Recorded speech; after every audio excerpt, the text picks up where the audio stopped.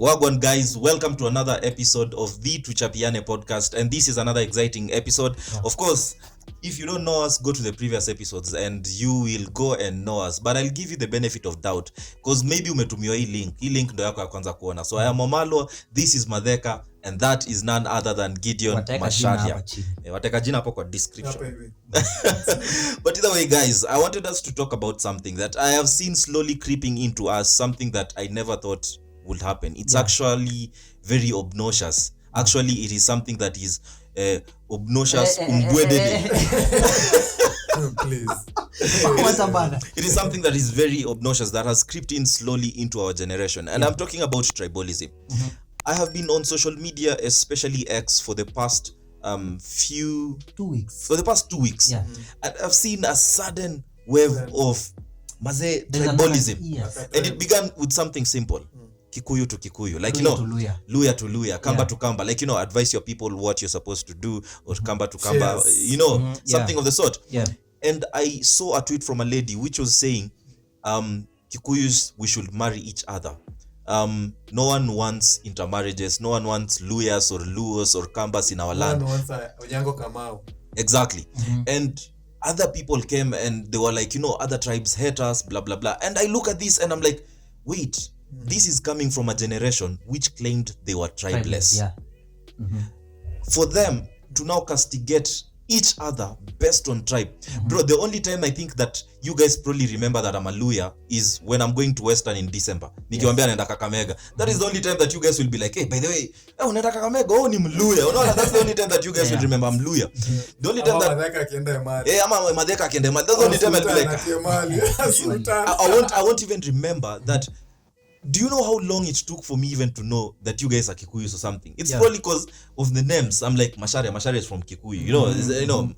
Madheka hata sikuwa najua. Hata labda ningedhani ni Giriamo or something. Hata ningesema ni Kikuyu. Mimi ni mzungu. Unajua wazi kuna jina kizungu ni ukifuatilia tu vizuri. Light skin mnatusumbuanga sana. But either way, you see, my point is there is a wave of tribalism that is slowly creeping in to this generation. And I feel like it's clearly instigated by the politicians to divide us on tribal lines. I saw it during Mandamano, nikiona ilikuwa Mili Adhiambo. Akiambia it was Gladys Wanga.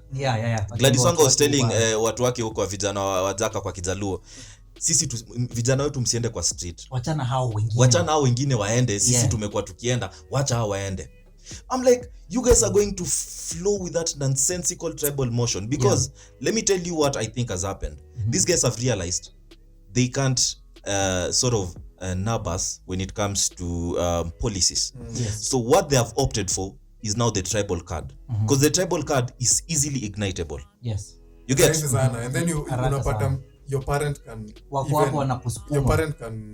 ika catalyst anaweza spark. Exactly.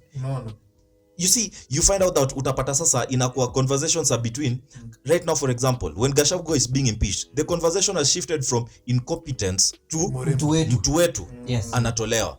You get?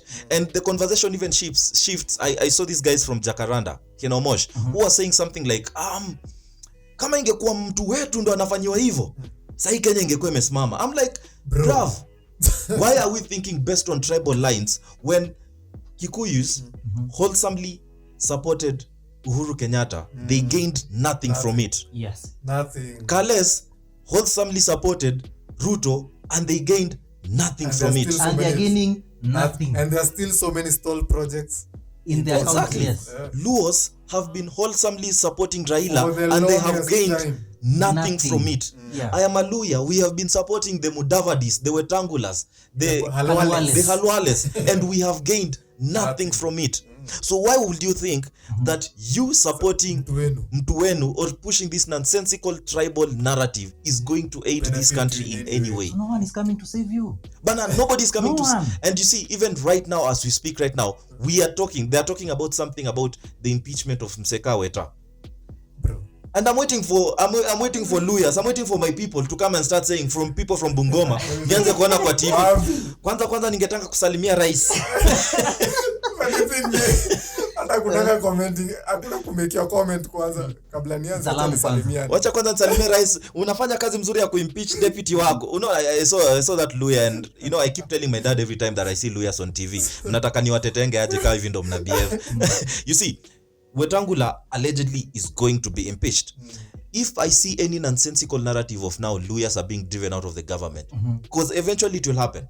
Eventually it will happen. Because Weta is glued to, is it Ford Kenya? Yes, it's Ford. You see, when that happens, you will see some leaders from Ford Kenya coming up and saying, mtu wetu anatolewa kwa serikali. You see, the same way it's happening with Gachagua. Amando Salasia is also riding on that wave. Salasia alijitoa. Well, alikuwa ODM, but alijitoa. Salasia alikuwa ODM kweli? Yes, alikuwa ODM. Alijisideline. Akaingia government kidogo. Hakuingia gava. Sasa anasema gaya yako peke yake, anasemanga mimi niko hii Gen Z. I don't know what he means when he says that. He's seeking leverage. It's just a game.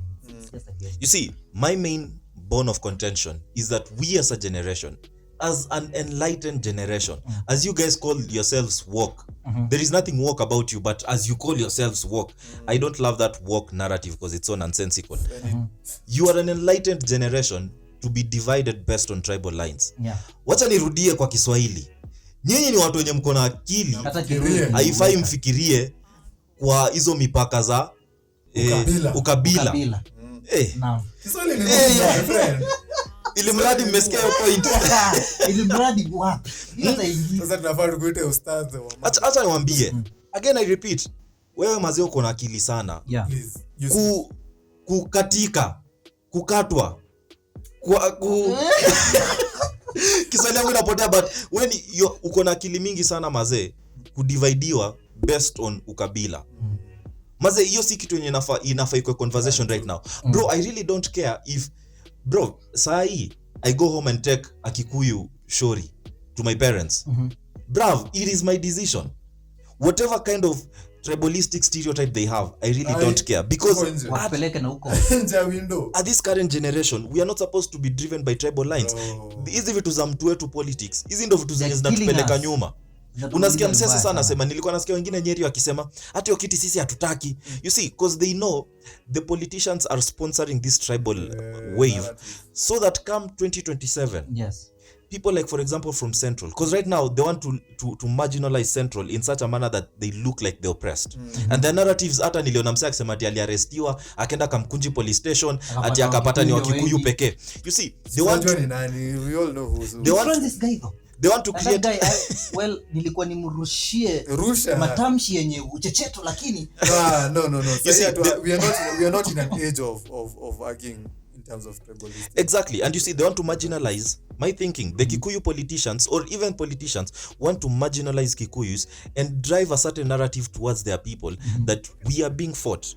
So it is our duty for us to stick together. And you know what they're doing? They're increasing their political potency so that come 2026 sasa coalitions ikifanywa itakuwa like mimi nakuleta Wakikuyu wote. And the problem is we are not seeing through the nonsense. And I want you who's watching this episode, see through the nonsense maze. Usibebe ufala. Nadhani.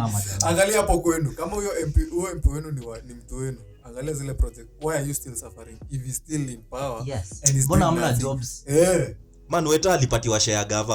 How has it benefited me as a Luya? Nothing. Alfred Mutua. We have had Kikuyu presidents for the longest time. Kupeleka watu Qatar. Exactly. Nisaidie na nini mimi? Alfred Mutua is a Kamba. How has that benefited Madheka? You had a whole president. For how long? How has it benefited you? No way. You see, these people are just dividing us based on tribal lines, but we have underlined issues which they're not addressing. We have lack of jobs. We have corruption. So, and unakumbuka was it even though atukwangi fano wake Marara Kebaso? Yeah. When he went to Narok. Was it Narok or I don't know which place, and then he was talking to these guys and he's like, you guys are not angry. I'm telling you these projects have not been done. Yeah. Akawaambia ni kama nyinyi mjakazirika sana ama ni juu ni mtu wenu. And the guys were so silent. I'm like, bro, they have that in their head. Unajua mtu wao na mtu hapo kupigwa. Sijui tutawa detox aje mjue the fact that someone is not from here, that umseni tribe yenu hata wasaidia. Look for competent people, please. But they don't think in that line. But either way, I beseech you, ye who's watching us, tumia akili. Tumia akili. Wacha ujinga. Ulienda hadi class 8, tumia akili. Hiyo akili yenye ulifikisha class 8, hiyo akili ulifikisha form 4, hiyo akili ulifikisha class 2, hiyo akili ulifikisha campus. Tumia akili na ukali. Ndio wasikie. Hata term limit wajui inaongezwa. Bro, do you know how? It's so stupid. 7 years. What do you mean? Pia nimechoka na miaka 2 alafu mtu anaongeza miaka zingine 5. 14 years ni ile sura ya Ruto. Oh my god. No one anasema this is my person who's in power. Imagine now ndo propose bill hiyo. Tell me 2 years Ruto amefanya nini? What has he done? Something tangible. Something. Hustler fund. Mimi hata naona. Mimi naona. Unacheka hustler fund na mjalipa. Hajalipa ndani. Sijalipa na pesa yake. Kwanza unajua alisema hustler fund kutoka kwa nini? Sio Oparanya alisema. Kuna bonga points. Sio Oparanya alisema. But either way, you see, my point is we need to be very serious as a country, and maze, as a generation we need not to separate or castigate ourselves based on tribal lines. Especially if you're from this generation of we are not easily swayed to do things because of tribal lines. Yeah. We are all suffering in the same way. Yes. Yeah. I'm Kikuyu, you are Kamba, you are Luya, we are also having the same problems. Yeah. So hii maneno ya kushinda ati kusema ati Kikuyu, mi kwanza hiyo story mi inanisinya. We have had so many presidents, we have had so many MPs who tumevote because they are our people. Yeah. And they have done nothing. Yeah. They have done nothing. So much fun. Either way, ladies and gentlemen, we'll meet in the next episode, but because before tukate tuguzie Weta anaenda home. Oh, Weta si anaenda home. Weta anaenda home, si ndio? Weta anaenda home. And I guess he's amecha kwa useful. Yeah. Kazi alishamaliza kazi yake ilikuwa kutoa Gachagua. Joffrey. But I'm telling you, yeah. Ile game Ruto anaguza. Ingine tezi my friend. Guardiola. Ani Guardiola.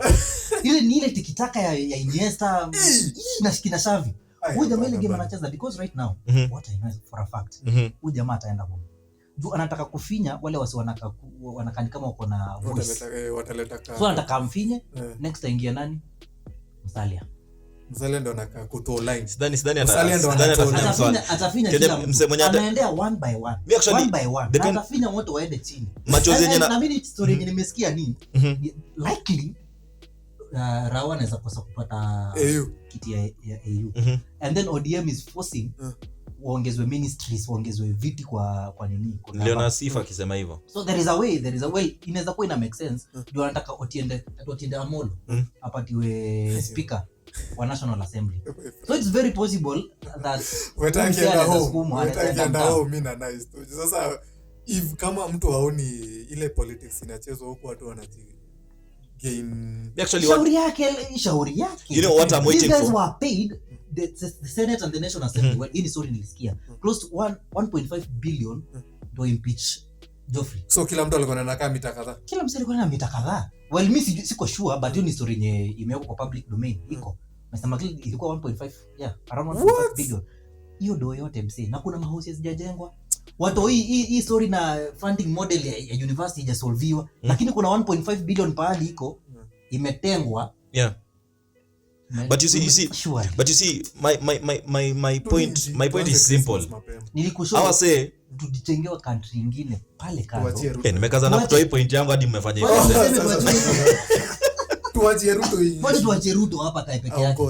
Azimi simwachi. Me my point of contention nilikuwa na point nyingine ngori sana.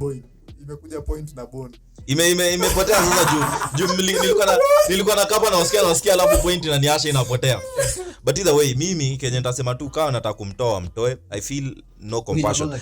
There's I'm a Christian, so there's a time I was telling Madheka I feel like God intentionally just allowed Ruto to be the president so that he will expose these leaders because all of them I feel like they're exposed right now. Like we know them for who they are. Yeah. You see there was a time we were rolling with the narrative Rao ni mtu wetu but look at that right now we know him for who he is. Madheka, I'm so happy you've seen the light. We've been telling you this for 10 years. But I've been telling you the same about Ruto. Okay, yeah. Kwa nini nimesema? Jaribu kunipiga coffee na hiyo. Kwa draw. Either way, ladies and gentlemen, drain the swamp is our narrative. Drain the swamp. If they are fighting, let them fight. Sure, let them fight. Don't make sure that your narrative ya mtu wetu isikufikia, your impeachment and everything. Anyway, ladies and gentlemen, we will meet in the next episode of the Tuchapiane podcast. Like, share and subscribe. Adios. See ya.